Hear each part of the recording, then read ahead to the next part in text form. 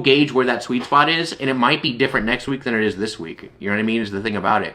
You might get a good list this week, a bad list next week. As you're scaling your operation, remember, Ashton, because I was looking at your guys' production as well.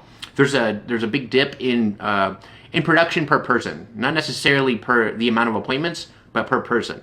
So price is law. That's always going to happen. As you're scaling your operation, production per individual goes down, right? So like you almost, as you're scaling your team and your people, that's where you're going to put, there's more quality systems in place, the micromanagement and the monitoring of the stuff, getting healthier numbers. So it's like, it doesn't pull you under. You know what I mean? Production per rep goes down, but the efficiency of the operation goes up to balance that out, if that makes sense. As far as this goes, just get healthy numbers with a healthy list, cut off all other lists, only hit that one. I like to hit a list 3 or 4 times.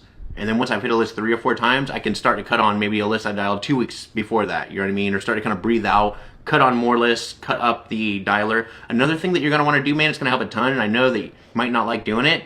When you get these new numbers and this new list, cut off your answer machine auto detection.